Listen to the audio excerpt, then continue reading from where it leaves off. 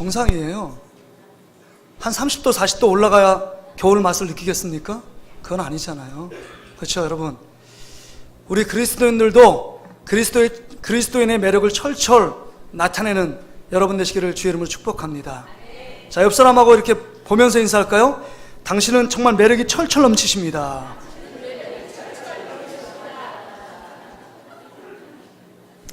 오늘 본문의 말씀 의지해서 유일한 사랑이란 제목으로 사랑 이야기를 좀 해보려고 합니다. 사랑 얘기가 한다는 게 너무 많이 사랑 이야기를 말하고 너무 많이 쓰고 그 다음에 너무 많이 흔하게 듣는 이야기이기 때문에 진정한 사랑의 가치를 우리는 모를 때가 있습니다. 유행가 가사 뭐 절반 이상이 아니요, 전문가들 한 70에서 80% 이상이 다 사랑 이야기로 점철되어 있습니다. 사랑 아니면 사랑하다가 애틋하게 헤어진 이야기, 이별. 그럼 이 이별도요, 사랑의 반대편에 있다면 전체적인 모든 구도에 보면 사랑에 포함된 이야기라고 볼 수 있습니다. 제가 김현식이라는 가수를 참 좋아하는데요, 가수가 어떤 노래를 불렀냐면 사랑 사랑 사랑이라는 제목을 노래를 불렀습니다. 그 가사가 이렇게 돼 있어요. 여러분 한번 잘 들어보세요. 누구나 한 번쯤은 사랑에 울고 누구나 한 번쯤은 사랑에 웃고. 공감이 되세요? 그 다음 말이 이겁니다. 그것이 바로 사랑 사랑 사랑이야. 그 다음 철부지 어렸을 땐 사랑을 몰라. 세월이 흘러가면 사랑을 알지. 그것이 바로 사랑 사랑 사랑이야. 그 흔한 사랑 한 번 못 해본 사람, 그 흔한 사랑 너무 많이 한 사람, 그것이 바로 사랑 사랑 사랑이야. 여러분, 그 흔한 사랑 못 해본 사람입니까? 아니면 그 흔한 사랑 너무 많이 한 사람입니까? 근데 여기 보면 철부지 어렸을 때 사랑을 모른다고 얘기했고 세월이 많이 지나면 사랑을 안다 그랬습니다. 여러분, 나이 들어서 진정한 사랑을 알고 있어요? 근데 2절 가사에 보면 다 똑같이 반복되어 있는데 2절이 저의 마음에 확 사로잡습니다. 2절 가사가 이거예요. 사랑에 마음 아파, 사랑에 울고, 사랑에 기분 좋아, 사랑에 웃고, 이 단어입니다. 그게 2번도 반복돼요. 이것을 보면 이 가사의 내용을 통해서 모든 사람은 진정한 사랑을 추구하며 살고 있다는 겁니다. 그러나 사랑하길 원하고 사랑받길 원하지만 그 자기가 원하는 사랑을 받지 못해서 힘들어한다. 이것이 가사 내용에 담겨져 있는 뜻입니다.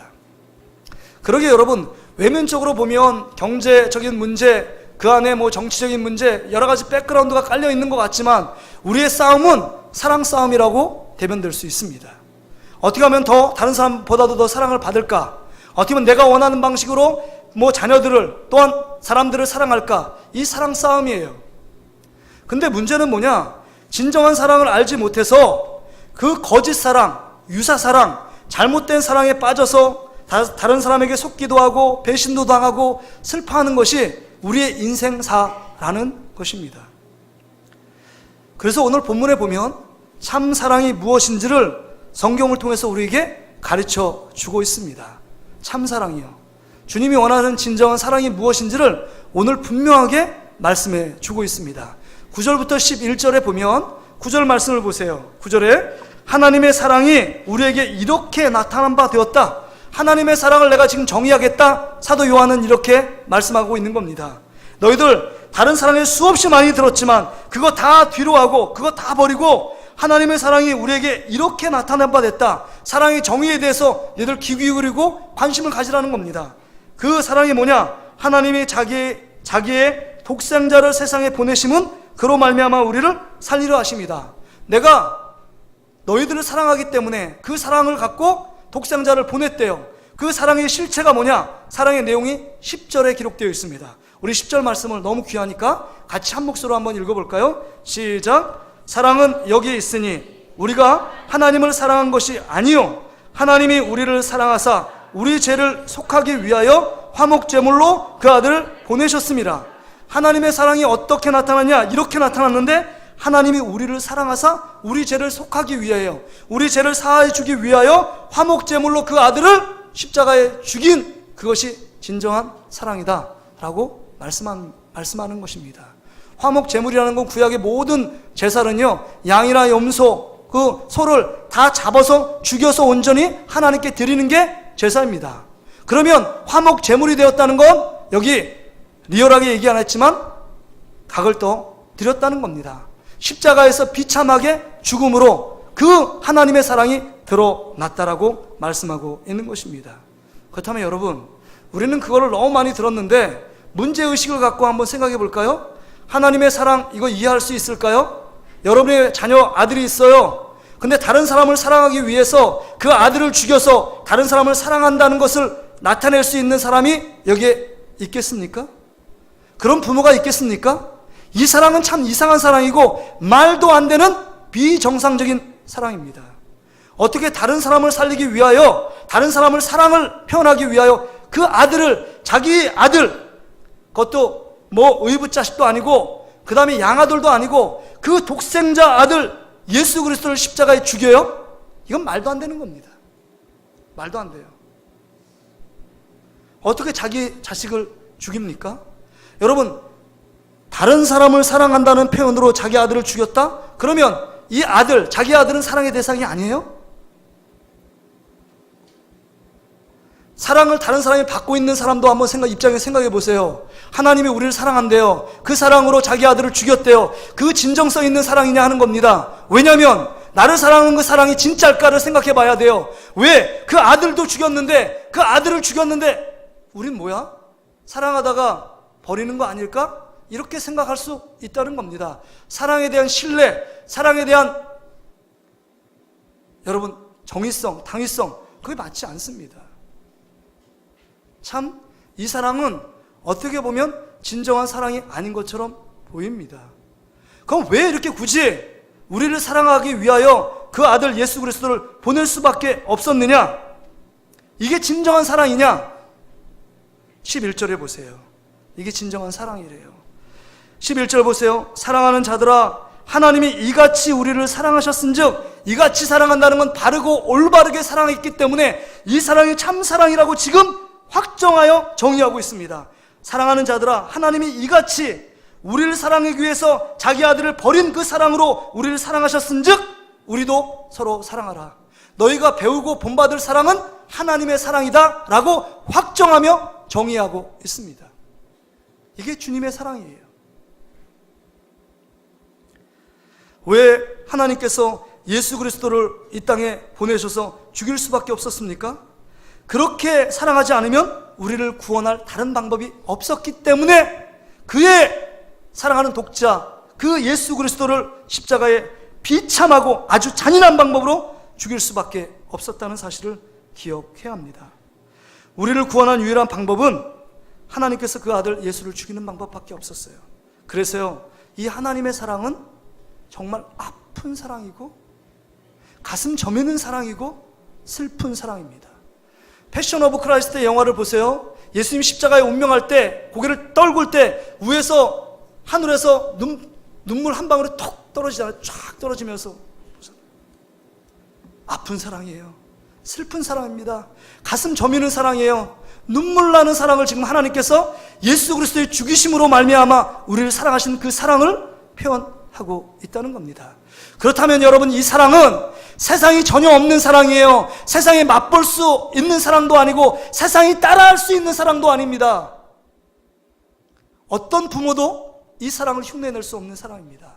그래서 이 사랑, 하나님께서 예수 그리스도를 십자가에 죽인 이 사랑이 세상 가운데 유일한 사랑이고 참 사랑이고 최고의 사랑입니다. 할렐루야. 진짜 이게 유일한 사랑이에요.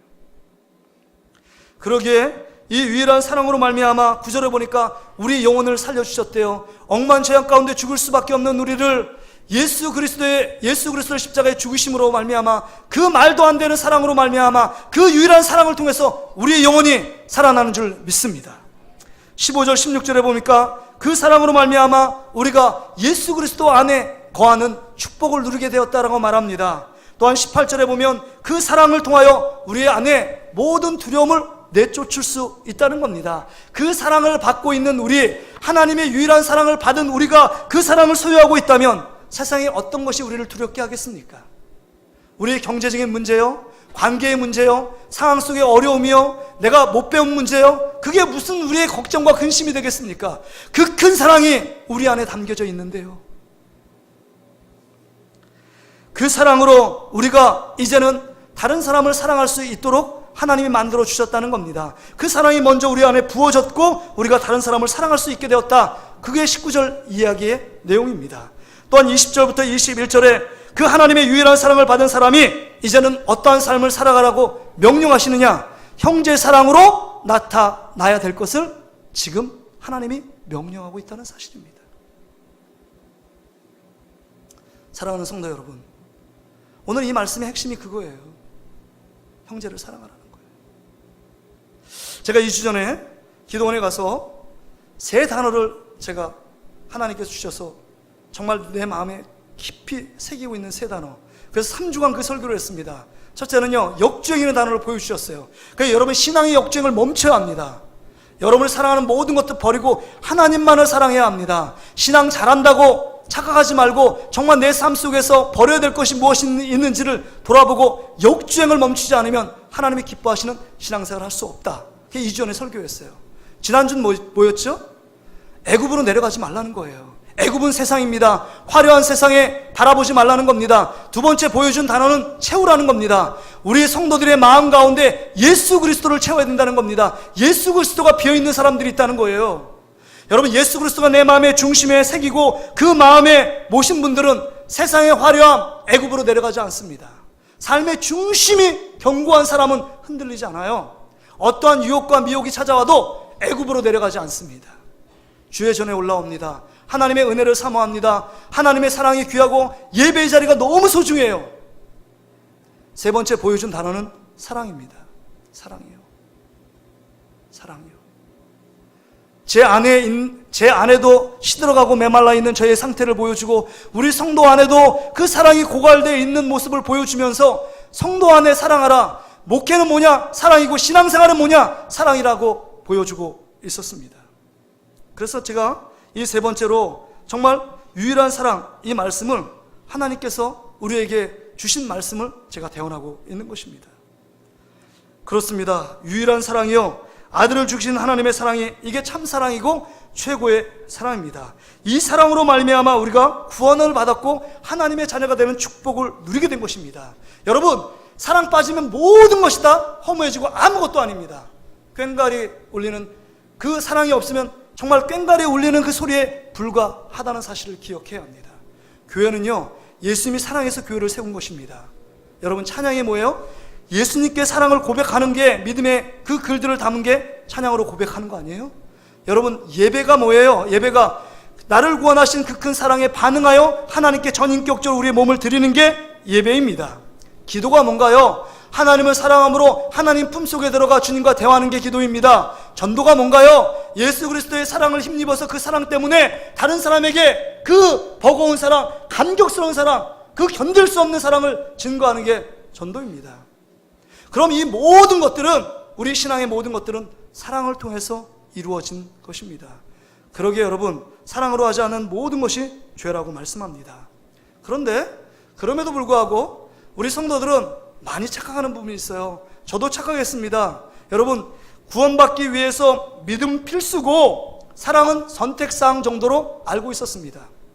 그러니까 예수 그리스도를 믿는 믿음이 있어야 구원받는다. 그렇죠. 근데 중요한 것은 뭐냐면, 여러분, 사랑은 믿음이 충만할 때 곳곳에서 그때 나타나는 게 사랑이고, 그렇지 않아도 되고, 그냥 미워하는 사람 그냥 미워해도 되고, 그냥 나하고 내가 선호하고 내 기호에 맞으면 그 사람을 사랑하고, 이런 것 해도 되고 안 해도 되는 선택사항으로 사랑을 알고 있었습니다. 근데 여러분, 오늘 성경을 읽어보시면 7절부터 21절까지 읽어보면 사랑하지 않으면 하나님의 사랑이 없는 자라고 말합니다. 다시 말해서, 엄격히 말해서 내 안에 사랑이 없다, 정말 끝까지 그 사람을 미워한다, 내 안에 구원이 진짜인가 가짜인가를 점검하라고 말씀하는 것입니다. 하나님의 유일한 사랑이 여러분 가운데 받았는데 그 사랑이 부족해요? 그 사랑에 능력이 없어요? 그 사랑에 힘이 없어서 다른 사람을 사랑하지 못하는 것입니까? 그렇지 않습니다. 하나님은 여러분 문제가 없어요. 우리 안에 사랑을 받은 우리 안에 그 말씀에 순종하고 있지 않을 따름입니다. 여러분, 믿음이 뭐예요? 믿음? 그럼 믿음, 소망, 사랑 중에 믿음이 최고다 이렇게 얘기해야 되는데, 믿음, 소망, 사랑 중에 최고는 뭐라고요? 사랑이라고 그랬어요. 왜 그런지 아세요? 사랑이 모든 믿음 소망의 밑바닥에 깔려있는 기반, 그 다음에 중심이기 때문입니다. 왜냐하면 여러분, 믿음이 뭐예요? 믿음은 하나님 예수 그리스도, 우리의 죄를 위해 십자가에 죽인 예수 그리스도를 믿는 게 믿음이에요. 그 믿음이 뭐냐? 그 믿음의 실체, 그 믿음의 내용은 하나님이 우리를 사랑해서 예수님이 그 아들 십자가에 죽이기까지 사랑하신 그 사랑의 내용이 믿음이에요. 십자가에 왜 죽였어요? 너무 미워가지고 예수님이 하나님의 서열을 자꾸 넘보니까 내가 정죄니까 너 죽여봐, 그렇게 해서 죽인 게 아니라는 거죠. 본인 자신이 이 땅에 육신을 입고 오셔서 죽은 겁니다. 비참하게 죽은 거예요. 그렇다면 여러분, 그 모든 행위의 동의는 사랑입니다. 우리를 사랑하시기 때문에 십자가에 죽은 그것들을 믿는 게 믿음이에요. 그러면 믿음이라는 것을 정확하게 정의하면 사랑으로 세워진 믿음이에요. 사랑으로 세워진 믿음, 사랑으로 역사하는 믿음을 우리가 믿고 있는 것입니다. 그런데 사랑에 빠진 믿음이 되니까 늘 어떻게 하냐, 이 믿음이 다른 사람을 정죄하는 데 사용해요. 아, 왜 믿음 생활 똑바로 안 해? 믿음 생활은 11조도 하고 그 다음에 주일 출석하고 이런 공예배도 나오고 이런 성경 공부도 참여하는 거야. 남들을 비판하고 정죄하고 판단하는데 우리의 믿음을 어처구니 없이 사용하고 있습니다. 사랑으로 역사하는 믿음이 되면 그 사람이 그렇게 못하는 것을 사랑하는 마음으로 품고 내가 무엇을 도와줄까, 내가 그 사람의 안타까운 심령에 동감을 형성해서 함께 기도해주고 함께 손잡아주는 게 진짜 믿음인데 우린 믿음을 잘 몰랐어요. 그러게 다시 말씀드립니다. 믿음은 필수이고 사랑이 선택사항이 아니라 사랑이 필수고 그 다음에 믿음으로 기반된, 사랑으로 기반된 믿음도 필수예요. 지금 우리가 갖고 있는 믿음은 단지 알고 있는 믿음, 추상적인 믿음이 아닌가를 돌아봐야 합니다. 바리새인 서기관들은요, 그런 율법을 모든 걸 안다고 생각해서 다른 사람을 막 정죄하고 비난하고 다녀요. 자기 자신만 하나님의 자녀들이라고 생각을 해요. 이게 우리들의 모습이 아닌가 그렇습니다. 이것에서 나온 것이 뭐냐? 그러니까 그 집단, 바리새인과 서기관 집단 늘 싸움이 있어요. 누구를 죽이고 정죄해야 자기가 살 수 있다고 생각합니다. 그런데 어느 순간 우리 교회 안에도 이런 정죄, 비난, 비판, 이게 우리 안에 들어와 있어요. 이젠 싸움판이 국회 정치인들에서 순식간에 교회로 들어왔습니다. 유머가 있다고 했잖아요. 전철 안에서 저기 젊은 남녀가 막 싸우고 있으니까 할아버지가 그걸 못 참다가 얘기한 게 툭 던지는 게, 야! 여기가 교회인 줄 알아? 싸우려면 교회가 싸워. 가슴 아픈 현실이 되고 있습니다. 가슴 아픈 현실이 돼요. 사랑이 메말라 있는 우리의 모습이요, 은혜가 떨어져 있는 모습 가운데 교회는 교회로서의 본질을 훼손하고 있습니다. 손상되고 있어요. 우리가 피부적으로 느끼잖아요. 내가 여기 왔는데 하나님의 사랑을 경험하고 그 사랑 속에 우리 형제가 한데 그 사랑 안에 정말 모든 사람이 함께 사랑하면서 지내고 있는가 하는 겁니다. 저 사람은 누구 편이야? 저 사람은 내 편이야? 내 편이 어디 있어요 지금? 여러분들이 저를 쟤를 여러분 편 만들려고 생각하지 마세요. 저도 여러분 편 없습니다. 제 편 누구 몇 명이다 이런 거 없어요. 그렇죠? 모든 사람이 사랑해요. 우린 다 예수 편인 줄 믿습니다. 우리는 하나님 편인 줄 믿습니다. 그럴 때 진정한 행복과 기쁨이 있어요. 말씀의 핵심은요, 하나님의 사랑이 이렇게 나타났어요. 그 유일한 사랑을 받고 있는 우리들이 서로 사랑하라고 말씀하고 있는 것입니다. 형제가 서로 사랑하지 않으면 하나님도 그 사랑 가운데 없다. 하나님을 사랑한다고 말하지만 보이는 형제를 사랑하지 않는다. 너희들은 가짜라고 말씀하고 있는 것입니다.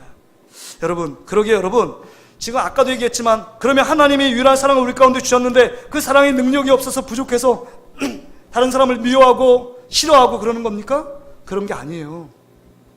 왜 우리 안에 미움이 생기고 시기하고 그 사람을 사랑할 수 없느냐? 내 힘으로 그 사람을 사랑하려고 하니까 여러분, 그 가운데 오해가 생기고 그 가운데 미움과 다툼이 생기는 겁니다. 내 힘으로 사랑할 수 있는 사람은 아무도 없어요. 내 안에 계신 예수님으로 사랑할 때 사랑할 수 없는 사람도 사랑하게 되는 줄 믿습니다. 그렇기 때문에 여러분 안에 있는 미움의 죄, 시기, 질투의 모든 죄도 주님의 십자가 앞에 죽었음을 선포하며 나가야 합니다. 한번 따라합시다. 나는 십자가 앞에서 미움의 죄도 죽었습니다.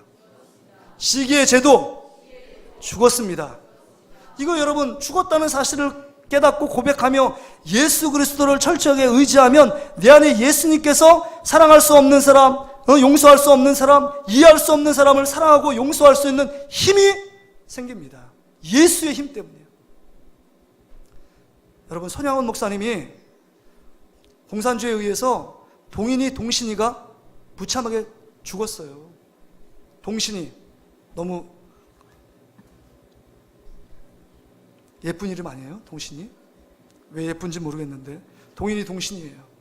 근데 여러분, 인간 아무리 목사님, 손양원 목사님이지만 여러분 생각할 때 여러분 두 아들을 죽였어요. 첫째 아들, 둘째 아들 죽였어요. 그럼 여러분 마음이 어떨까요?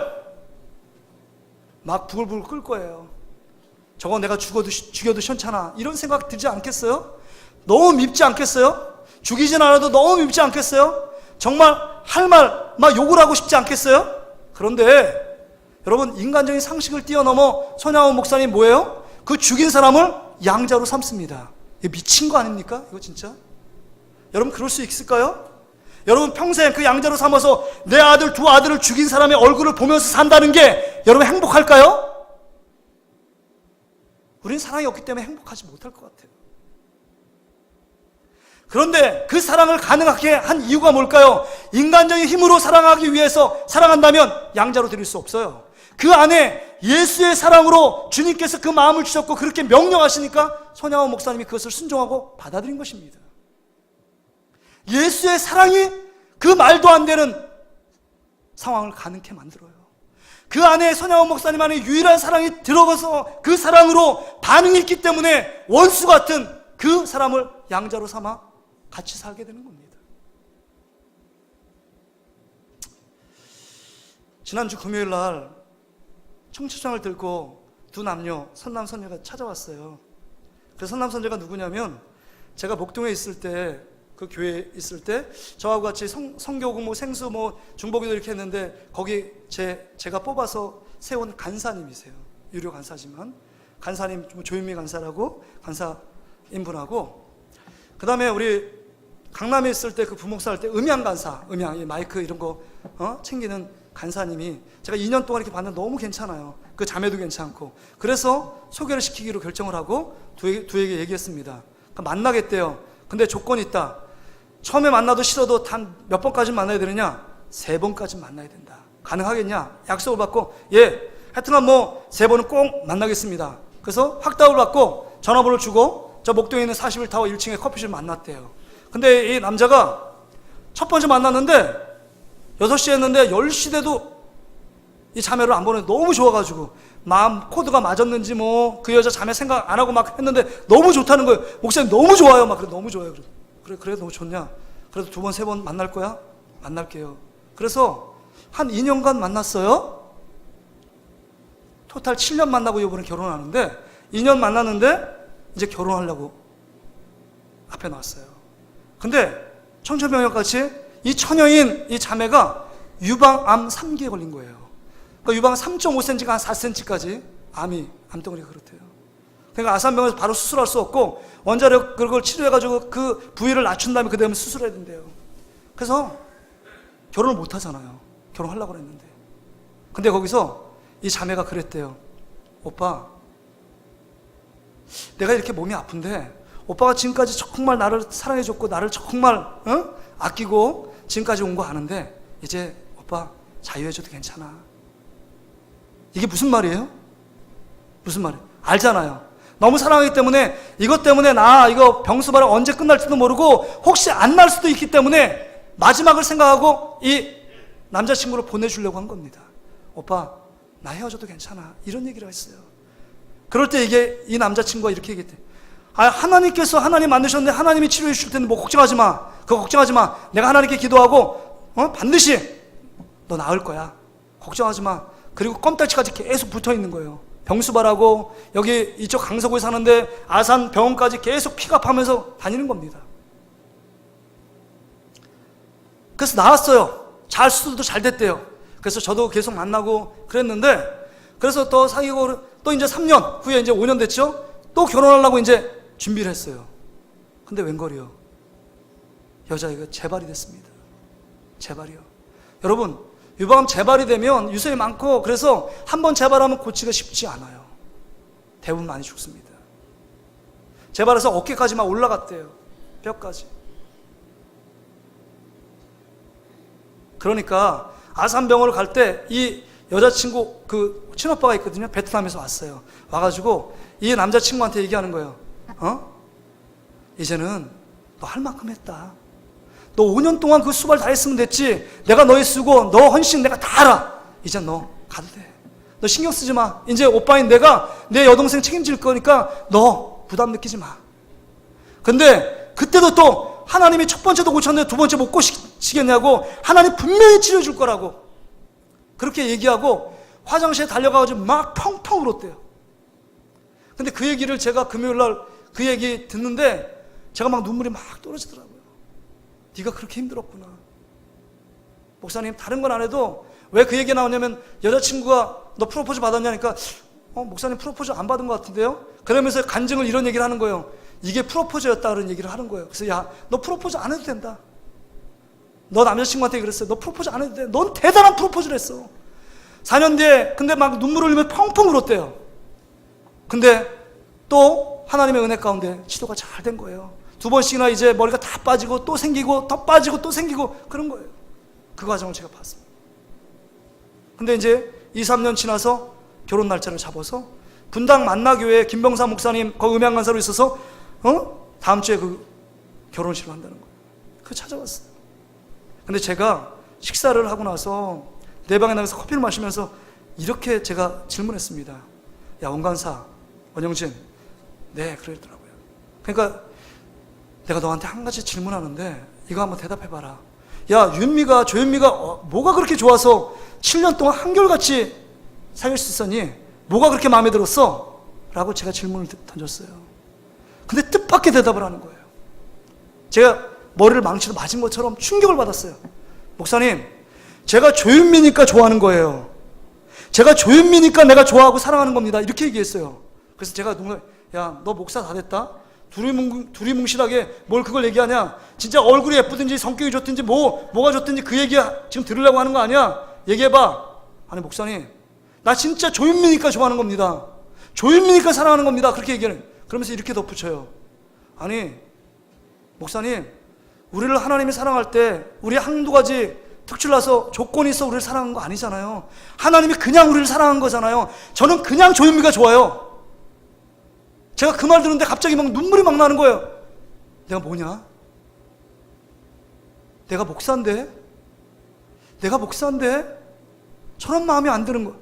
여러분, 정말 그 하나님의 유일한 사랑을 받고 그 사랑을 갖고 이 자매를 사랑하는 모습이 제 마음에 비춰져가지고 너무 마음이 찡하고 감동되고 제 머리를 맞은 것처럼, 야, 그 사랑인데 지금 늘 하나님 말씀을 전하고 하나님의 사랑이라고 말하지만 그 사랑이 내 안에 있었느냐 하는 것을 다시 한번 보여주며, 그 말 듣고 제가 돌아가고 그 다음 와가지고 제가 사무실에서 너무 많이 울었어요. 하나님, 저는 참 사랑이 없었네요. 정말 주님의 앞에 유일한 사랑을 받아서 그 사랑 가운데 7년 8년 동안에 수많은 어려움이 있어도 한결같이 그 자리를 지키면서 결혼으로 꼴이나는 저 자매와 형제를 보면서 하나님이 주시는 저에게 메시지가 있군요 라고 깨달았어요. 여러분, 목회 가장 힘들 때가 언제인지 아세요? 제가 능력이 없을 때 정말 힘들어요. 재정적으로 교회가 풍족하지 않을 때, 제가 하고 싶은 엘리베이터 설치하고 리모델링하고 북카페 하지 못할 때 저도 힘듭니다, 마음이. 또 하나님의 은혜 가운데 정말 부흥이 하나님 내 원하는 대로 안 될 때 저도 힘듭니다. 그러나 그게 힘든 게 가장 힘든 것들은 아니에요. 가장 힘든 것은 내 마음에 사랑이 메말라가고 사랑이 내 마음에 시들어갈 때요. 내 안에 목회자라고 말하면서 정말 사건 목자의 삶을 살고 있는가, 선한 목자가 되고 있는가, 그걸 자신을 돌아보고, 사랑이 없으면 사건 목자 아니에요? 직업이잖아요. 그게 저를 가장 비참하게 만들고 가장 힘들게 만듭니다. 여러분은 어떠십니까? 여러분 성도라며요.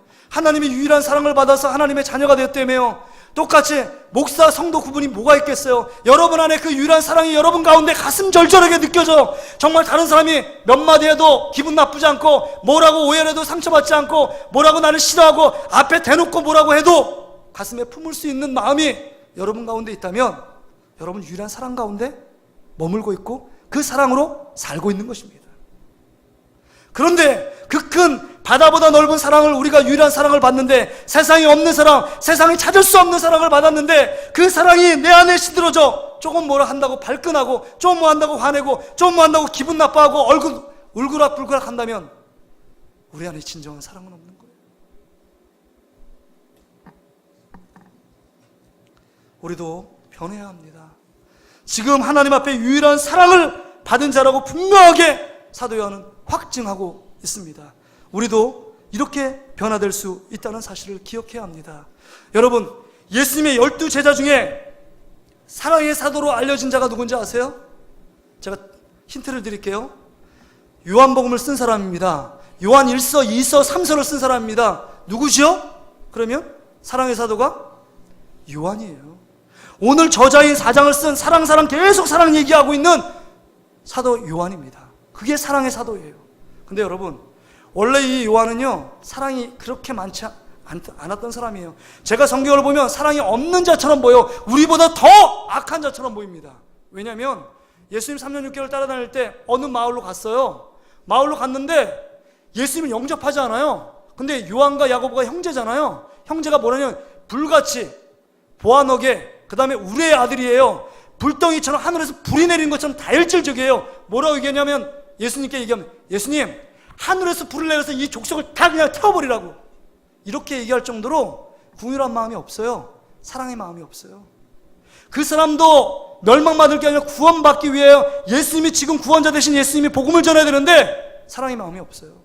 불을 내려가지고 반대하고 영접하지 않은 사람들 다 죽여야 된다고 얘기하는 겁니다. 뿐만이 아니에요. 그 마음에 사랑이 있는 사람은 사랑을 얘기합니다. 사랑으로 충만한 사람은 사랑을 얘기해요. 돈으로 충만하게 늘 마음이 채워지는 사람은 돈 얘기합니다. 근데 여러분, 이 지금 사도 요한이 사랑으로 충만하니까 사랑 얘기가 나오고 있는데 그 마음이 아니었어요. 예수님이 십자가에 죽기 위해서 예루살렘 성을 입성할 때 엄마 치맛바람을 일으키잖아. 엄마를 딱 불러가지고, 어머니 전화했잖아요. 어머니 불렀어요. 그 다음에 예루살렘에 올라가서 예수님 옆에 좌의정 우의정 할 때 요한하고 야고보 자기 세워달라는 거예요. 세상 가운데 떵떵거리는 권력자, 그것이 마음속에 가득 차 있었던 인물이 누구냐? 지금 요한 1서를 쓴 사도 요한입니다. 그런 인물이었어요. 사랑이 없어 보이는 인물, 우리와 똑같은 인물인데 정말 예수 그리스도의 십자가 사랑을 깨닫고 그 유일한 사랑을 깨닫고 이제는 성령을 받았습니다. 오늘 본문에 보세요. 16절에 13절에 보면 그의 성령을 우리에게 주심으로 우리가 그 안에 거하고 그가 우리 안에 거하시는 그 주를 아느니라. 성령을 받고 그 사람이 변화되니까 이제 미워하던 사람이 사랑의 사람으로, 싫어하던 사람이 축복의 사람으로, 정말 힘들어하고 고통하는 사람이 이제 예수 그리스도 안에 담대함을 가지고 평안한 사람으로 바뀌게 된 줄 믿습니다. 할렐루야. 여러분, 그러기에 이제는 여러분 우리도 사도 요한처럼 사랑의 사람으로 바뀌어야 합니다. 바뀌어야 합니다. 우리의 힘으로 사랑할 수 없는데 우리 안에 기도하면 성령의 충만함이 내리고 성령의 충만한 영이 우리를 내가 할 수 없는, 내가 사랑할 수 없고 내가 용서할 수 없는 사람을 사랑하고 용서할 수 있는 힘이 생기게 되는 줄 믿습니다. 여러분, 그래서 로마서 8장 36절 37절에 보면 여러분 사도 바울이 이렇게 말해요. 우리가 죽음을 당할 위험이 있고 도살당할 양같이 여김을 당하고 있는 상황이지만 그러나 이 모든 일에 우리를 사랑하시는 이로 말미암아 우리가 넉넉히 이기느니라. 사랑하기 때문에 죽음의 위협이 찾아오고 나를 반대하는 자도 주님의 사랑 때문에 그 모든 사람을 포용할 수 있는 힘이 생겼다고 말씀하는 겁니다. 누가 뭐라고 해도 짜증낼 에너지를, 사랑의 에너지가 충만하기 때문에 짜증내지 않아요. 그렇게 똑같이 반응하지 않습니다. 품습니다. 이게 하나님의 사랑, 유일한 사랑을 받은 자의 삶의 모습인 줄 믿습니다. 그 사랑을 간구해야 돼요. 그 사랑을 추구해야 합니다. 말씀을 정리합니다. 여러분, 2018년도가 저물어가고 있어요. 여러분 만약에 이 2018년도 나름대로 열심히 살았다고 말하지만 후회되는 한 해고 아쉬움이 많이 남는 한 해가 되었다면 여러분 며칠 안 남았지만 가장 의미 있고 가장 가치 있고 가장 기억에 남는 한 해로 만드는 방법을 제가 말씀드리려고 합니다. 궁금하지 않으세요? 궁금하면 500원인데 여러분 진짜 궁금하지 않으세요? 이거? 시간이 많이 주어졌다고 가치 있고 의미 있는 삶을 사느냐? 아니잖아요. 여러분 오늘 옆에 있는 형제 자매 한번 손을 잡아보세요. 손 잡아보세요. 옆에 형제 자매를 사랑할 수 있는 골든타임이 지금입니다. 오늘입니다. 오늘, 내일이 아니에요. 과거가 아니에요. 오늘, 지금, 오늘 이 한 시간 여러분 형제 자매 여러분 만나는 그 시간이 오늘이고 지금 현재라면 그 사람들을 사랑하는 겁니다. 가족, 오늘 내 옆에 있는 사람, 내 형제 자매, 우리 성도들 그 사람들을 사랑하는 게 사랑의 골든타임이에요. 그때 지나가면 다시 사랑할 수 없을 때가 있답니다. 그 대상이 기다려주지 않고 우리도 기다려주지 않습니다.